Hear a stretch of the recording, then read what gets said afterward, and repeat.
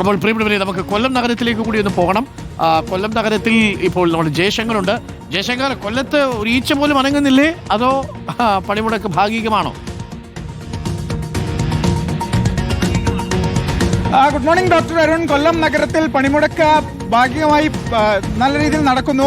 കടകമ്പോളങ്ങളൊന്നും തന്നെ ഇന്ന് കൊല്ലത്ത് തുറന്നിട്ടില്ല. ഒപ്പം തന്നെ KSRTC ബസ്സുകൾ ഇന്ന് സർവീസ് നടത്തിയിട്ടില്ല. കൊല്ലത്ത് നിന്ന് രാവിലെ പുറപ്പെട്ട ദീർഘദൂര ബസ്സുകൾ മാത്രമാണ് കൊല്ലം നഗരത്തിൽ നിന്ന് ഇന്ന് സർവീസ് നടത്തിയത്. പക്ഷേ സ്വകാര്യ വാഹനങ്ങൾ റോഡിലൂടെ ഓടുന്ന സാഹചര്യമുണ്ട്. അങ്ങനെ സ്വകാര്യ വാഹനങ്ങളൊന്നും ഇതുവരെ സമരക്കാർ തടഞ്ഞിട്ടില്ല എന്നത് വലിയ കാര്യമാണ്. വിവിധ സംഘടനകളുടെ നേതൃത്വത്തിൽ നഗരത്തിൽ പ്രതിഷേധ മാർച്ചുകളും മറ്റും നടന്നു വരികയാണ്. നമുക്കൊരു സമരപ്പന്തൽ കാണാം. UDTF-ന്റെ കൊല്ലം ജില്ലാ കമ്മിറ്റിയുടെ സമരപ്പന്തലാണ്.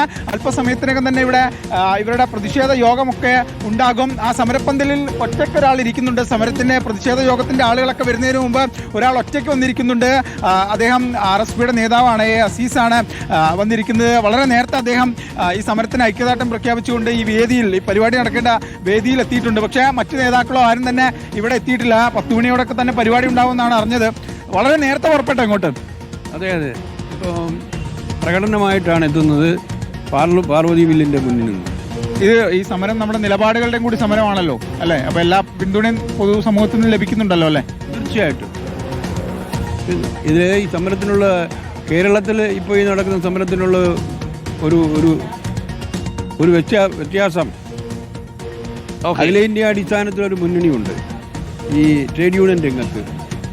CI2, AITUC, INTUC, UTUC. ഒരു കാര്യം, ഇന്ന് ഈ UDF-ന്റെ ഈ പ്രതിപക്ഷ നേതാവ് നടത്തുന്ന യാത്ര അത് തുടരുക. INTC ഒക്കെ ഐക്യദാർഢ്യം പ്രഖ്യാപിച്ച് സാധിച്ച ആ യാത്രയൊക്കെ നിർത്തിവെച്ച് ഇതാവണ്ടല്ലേ, പിന്തുണ നൽകേണ്ടായിരുന്നില്ലേ? നിർത്തിയിട്ടില്ല യാത്ര പ്രതിപക്ഷ നേതാവിന്റെ? എനിക്കറിയില്ല. ഇത്തരം ആവശ്യം INTC ഒക്കെ മുന്നോട്ട് വെച്ചിരുന്നു. നിർത്തി വെച്ചിട്ടാണ് മനസ്സിലാക്കുന്നത്.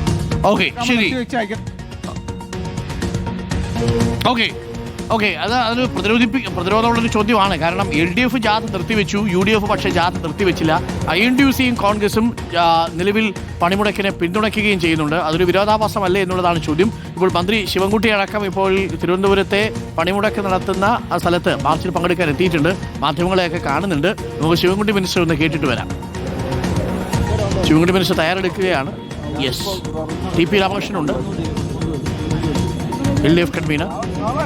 മന്ത്രി V ശിവൻകുട്ടി തൊഴിൽ നിയമ മന്ത്രിയാണ്, തൊഴിൽ വകുപ്പ് മന്ത്രിയാണ്. വീട്ടിൽ നിന്ന് നടന്നാണ് ശിവൻകുട്ടി മിനിസ്റ്റർ. ചെറിയ ദേഹാസ്വസ്ഥയൊക്കെ ഉണ്ടെങ്കിലും അതൊന്നും വകവയ്ക്കാതെ, ചെറിയ ആരോഗ്യ പ്രശ്നങ്ങൾ അതൊക്കെ വകവയ്ക്കാതെ ഉഷാറായി നടന്ന ശിവൻകുട്ടി മിനിസ്റ്റർ എത്തി.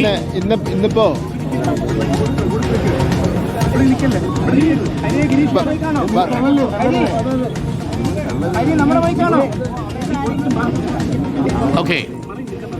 ശിവൻകുട്ടി മിനിസ്റ്ററുടെ മാധ്യമങ്ങൾ വളഞ്ഞിരിക്കുന്നു.